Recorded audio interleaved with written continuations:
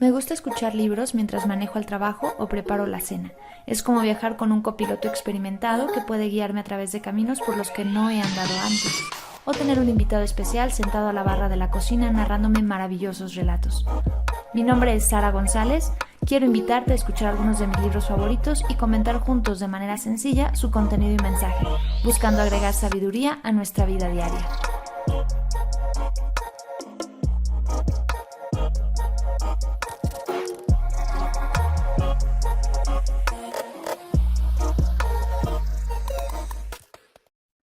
Capítulo 1. La puerta equivocada. Este es el relato de algo que sucedió hace mucho tiempo, cuando tu abuelo era un niño. Es una historia muy importante porque muestra cómo empezaron todas las idas y venidas entre nuestro mundo y el de Narnia. En aquellos tiempos, Sherlock Holmes vivía aún en la calle Baker y los Bastables buscaban tesoros en Lewisham Road.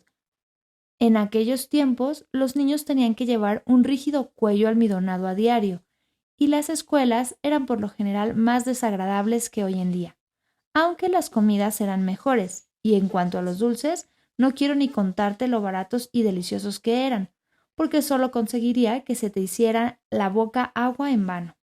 Y en esa época vivía en Londres una niña llamada Polly Plummer. La niña vivía en una de las viviendas que pegadas unas a otras formaban una larga hilera. Una mañana, mientras estaba en el jardín trasero de su casa, un niño se encaramó desde el jardín de al lado y sacó la cabeza por encima del muro. Polly se sorprendió mucho porque hasta aquel momento no había habido niños en la casa contigua, únicamente el señor Ketterley y la señora Ketterley, que eran hermanos y solteros, algo mayores ya, y vivían allí juntos. Por ese motivo, la niña alzó la vista, llena de curiosidad. El rostro del niño, desconocido, estaba mugriento y no podía haber estado más sucio si el muchacho se hubiera restregado las manos en la tierra, después se hubiera puesto a llorar y a continuación se hubiera secado el rostro con las manos. A decir verdad, aquello era casi exactamente lo que había ocurrido. Hola, saludó Polly. Hola, respondió él. ¿Cómo te llamas? Polly, dijo ella. ¿Y tú? Diggory. Vaya, qué nombre más gracioso, comentó Polly. No es ni la mitad de gracioso que Polly, replicó él. Sí, sí que lo es, dijo Polly. No, no lo es, protestó Diggory. Por lo menos yo me lavo la cara, dijo Polly, que es lo que deberías hacer, especialmente después de... Y ahí se detuvo. Había estado a punto de decir después de haber lloriqueado, pero pensó que no resultaría muy educado. Pues sí que lo he hecho. ¿Y qué? Repuso Diggory en voz mucho más alta, igual que un niño que se siente tan desgraciado que no le importa quién sepa que ha llorado. Y también tú llorarías, prosiguió, si hubieras vivido toda tu vida en el campo y hubieras tenido un pony y un río al fondo del jardín, y de repente te hubieran traído a vivir a un agujero repugnante como este. Londres no es un agujero, replicó Polly muy indignada, pero el niño estaba demasiado exaltado para prestarle atención y siguió hablando. ¿Y si tu padre estuviera en la India y hubieras venido a vivir con una tía y un tío que está loco? Dime tú a quién le gustaría. Y si el motivo fuera que tienen que cuidar de tu madre y tu madre estuviera enferma, y si se fuera a morir. En aquel momento su rostro se alteró totalmente, como sucede cuando intentas contener las lágrimas. No lo sabía, lo siento, se disculpó Polly humildemente, y a continuación, puesto que apenas sabía qué decir y también para desviar los pensamientos de Diggory hacia temas más alegres, preguntó ¿De verdad está loco el señor Ketterley? Bueno, o está loco, dijo Diggory, o algo raro pasa. Tiene un estudio en el desván y tía Letty dice que no debo subir jamás allí. De entrada, eso ya parece sospechoso. Y además hay otra cosa. Siempre que intenta decirme algo a la hora de las comidas, porque jamás habla con mi tía, ella siempre lo hace callar, diciendo, no molestes al niño, Andrew. O estoy segura de que Diggory no quiere oír hablar de eso. O también, ¿qué te parece, Diggory? ¿No te gustaría salir al jardín a jugar? ¿Qué clase de cosas intenta decirte? No lo sé. Nunca llega a decirme nada. Y todavía hay más. Una noche, mejor dicho, ayer por la noche, cuando pasaba por delante de la escalera que conduce al desván para ir a acostarme. Y por cierto, No es que me guste mucho pasar por delante de esa escalera. Estoy seguro de que oí un alarido.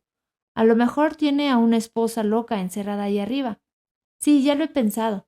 O quizá es falsificador de billetes.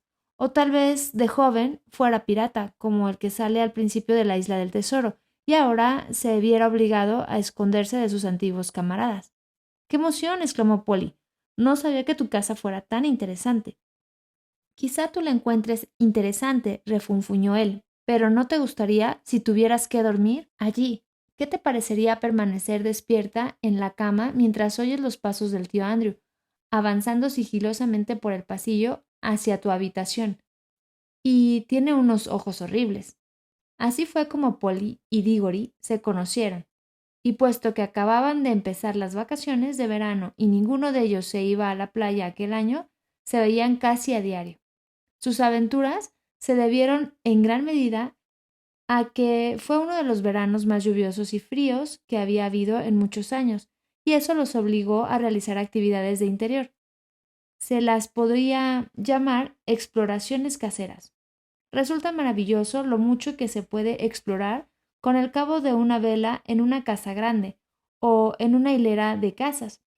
Hacía tiempo que Polly había descubierto que si se abría cierta puertecita del desván de su casa, se encontraba el depósito del agua y un lugar oscuro detrás de él, al que se podía acceder trepando con cuidado. El lugar oscuro era como un túnel largo, con una pared de ladrillos a un lado y un tejado inclinado al otro. Y en el tejado había pequeños retazos de luz entre las tejas de pizarra. Aquel túnel no tenía suelo, había que pisar de viga en viga, y entre ellas no había más que una capa de yeso. Si la pisabas, ésta cedía y te precipitarías a la habitación situada debajo. En el trozo de túnel que había justo al lado del depósito, Polly había acondicionado la cueva del contrabandista y había subido pedazos de cajas viejas, de embalaje y sillas de cocina rotas y cosas por el estilo, y lo había esparcido todo de una viga a otra para crear un pedazo de suelo. Allí guardaba un cofre que contenía distintos tesoros, un cuento que estaba escribiendo y, por lo general, también unas cuantas manzanas. A menudo había bebido en aquel lugar alguna que otra botella de gaseosa de jengibre, y las botellas viejas contribuían a dar al lugar el aspecto de una cueva de contrabandistas. A Diggory le gustaba bastante la cueva, a pesar de que Polly no le permitía ver el cuento. De todas formas, él estaba más interesado en explorar. Oye, le dijo un día, ¿hasta dónde llega este túnel? Quiero decir, ¿acaba donde termina tu casa? No, respondió Polly. Las paredes no llegan hasta el tejado. Sigue adelante. No sé hasta dónde. En ese caso podríamos ir de un extremo a otro de toda la hilera de casas. Pues claro, asintió ella. Y espera, ¿qué? ¿Podríamos entrar en las otras casas? Sí, y nos encerrarían por ladrones. No, gracias. No te pases de listo. Pensaba en la casa situada al otro lado de la tuya. ¿Qué le pasa? Pues que está vacía. Papá dice que ha estado vacía desde que llegamos aquí. En ese caso, supongo que deberíamos echarle un vistazo, dijo Diggory. Estaba mucho más entusiasmado de lo que reflejaba su comentario, pues desde luego pensaba, igual que habrías hecho tú, en todas las razones por las que la casa había permanecido vacía durante tanto tiempo. Lo mismo le sucedía a Polly. Ninguno de los dos mencionó la palabra encantada, y ambos pensaron que una vez hecha la sugerencia, no podrían echarse atrás.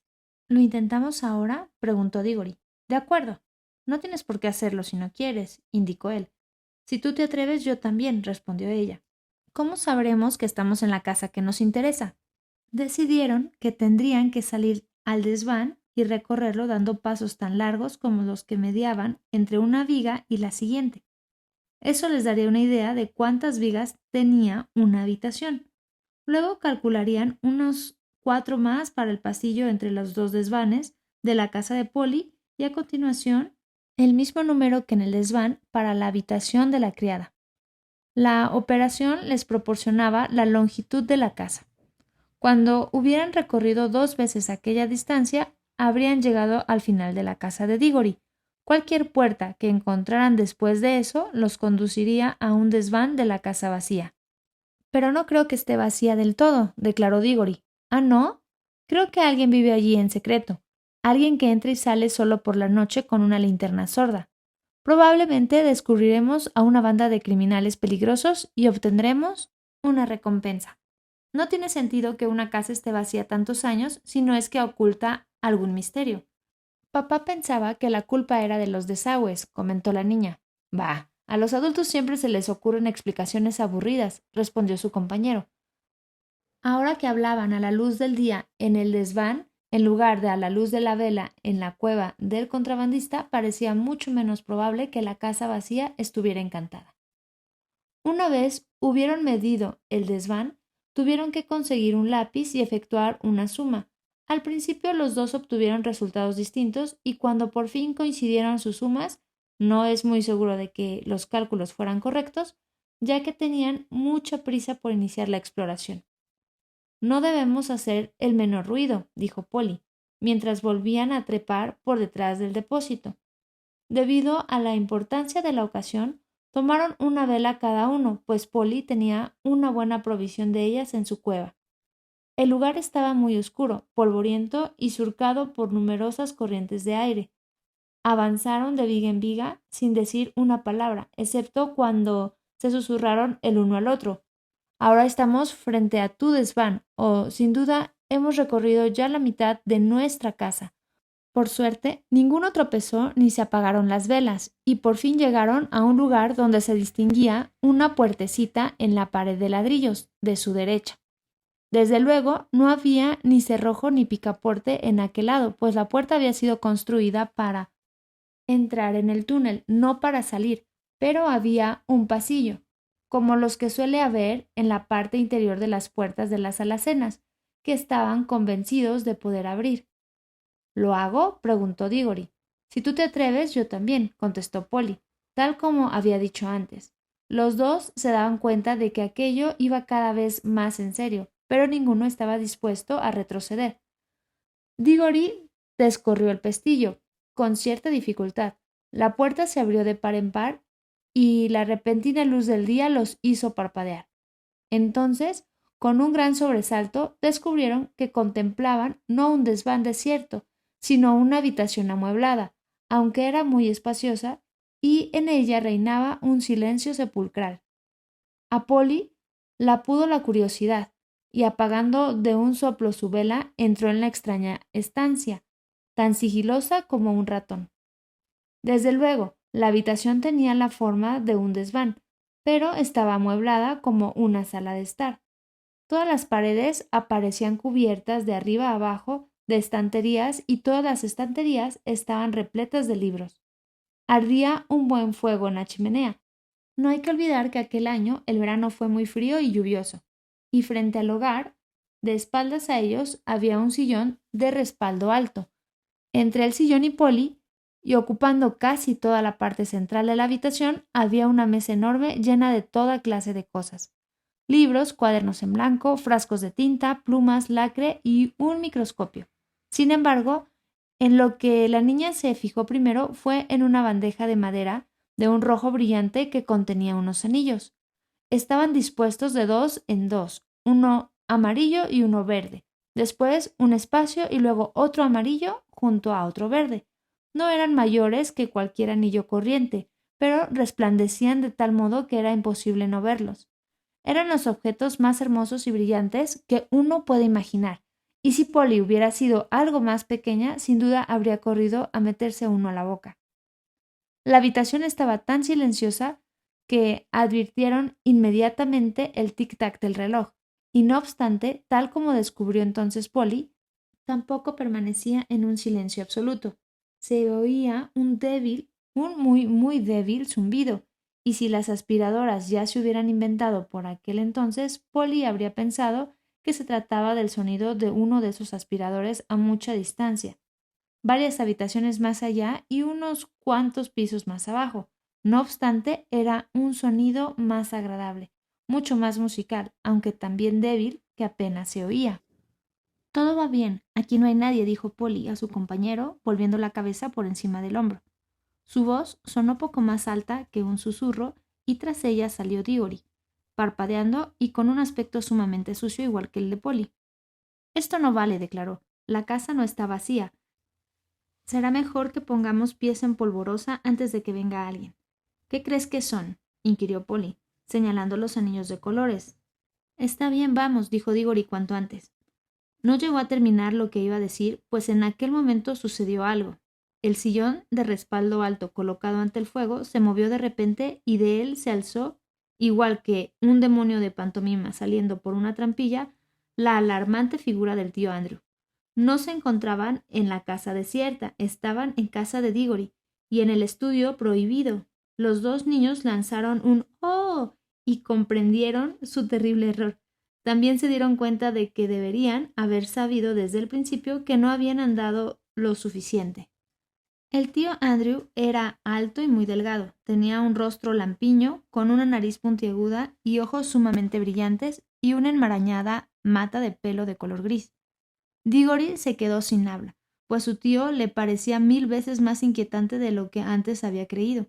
Polly no se sentía tan asustada aún, pero no tardó en estarlo, pues lo primero que hizo el anciano fue cruzar la habitación en dirección a la puerta, cerrarla y girar la llave en la cerradura. Luego se dio la vuelta, clavó los brillantes ojos en los niños y sonrió, mostrando todos los dientes. Ya está, dijo. Ahora la tonta de mi hermana no podrá encontrarnos. Era algo espantosamente distinto de lo que se esperaría que hiciera cualquier adulto. A Polly le dio un vuelco el corazón y ella y Diggory empezaron a retroceder en dirección a la portezuela por la que habían entrado. El tío Andrew fue demasiado rápido para ellos. Pasó por detrás de ambos, cerró la puerta y se quedó de pie frente a ella. Hecho esto, se frotó las manos e hizo chasquear los nudillos. Tenía unos dedos muy largos y blancos. Estoy encantado de verlos, dijo. 2 niños son exactamente lo que necesitaba. Por favor, señor Ketterly, suplicó Polly, es casi la hora de cenar y tengo que ir a casa. Déjenos salir, por favor. Todavía no, respondió el tío Andrew. Esta es una oportunidad demasiado buena para dejarla escapar. Quería 2 niños. Veréis, estoy en mitad de un gran experimento. Lo he probado con conejillos de indias y pareció funcionar. Aunque claro está, un conejillo de indias no puede contarte nada, y uno no puede explicarle cómo regresar. Mira, tío Andrew, intervino Diggory, realmente es hora de cenar y nos estarán buscando dentro de un instante. Tienes que dejarnos salir. ¿Ah, sí? Preguntó el tío Andrew. Diggory y Polly intercambiaron una mirada. No se atrevieron a decir nada, pero sus miradas significaban esto es horrible y tenemos que seguirle la corriente. Si deja que nos marchemos a cenar ahora, dijo Polly, podríamos regresar dentro de un rato. Ya, pero ¿cómo sé que vais a volver? Inquirió el tío Andrew con una astuta sonrisa, y a continuación pareció cambiar de idea. Bueno, si realmente tenéis que marcharos, supongo que debéis hacerlo. No puedo esperar que 2 jovencitos como vosotros encuentren muy divertido conversar con un vejestorio como yo. Suspiró y siguió diciendo, no tenéis ni idea de lo solo que me siento a veces. Pero no importa, id a cenar, aunque debo darnos un regalo antes de que os marchéis. No todos los días entra una jovencita en mi deprimente y destartalado estudio, en especial, si se me permite decirlo, una joven dama tan atractiva como tú. Polly empezó a pensar que después de todo el anciano no estaba tan loco. ¿Te gustan los anillos, bonita? ¿Quieres uno? Preguntó el tío Andrew a Polly. ¿Se refiere usted a uno de esos amarillos y verdes? Preguntó ella. Son preciosos. Los verdes no, advirtió el tío Andrew. Me temo que no puedo regalarlos de color verde. Sin embargo, me encantaría darte uno de los amarillos. Con todo mi cariño. Ven y pruébate uno. Polly ya casi había superado su miedo y estaba segura de que el anciano caballero no estaba loco, y desde luego existía algo extrañamente atractivo en aquellos brillantes anillos. Se acercó a la bandeja. Vaya, dijo, aquí se oye más el zumbido. Es casi como si lo produjeran los anillos. —¡Qué idea tan ridícula, chiquilla! —respondió el tío Andrew, con una carcajada. Sonó como una carcajada muy natural, pero Diggory había visto una expresión ansiosa, casi codiciosa, en su rostro. —Polly, no seas tonta —gritó—, no los toques. Demasiado tarde. Exactamente mientras lo decía, la mano de la niña fue a tocar uno de los anillos y al instante, sin un centelleo, ni un ruido, ni la menor advertencia, Polly desapareció. Diggory y su tío estaban solos en la habitación.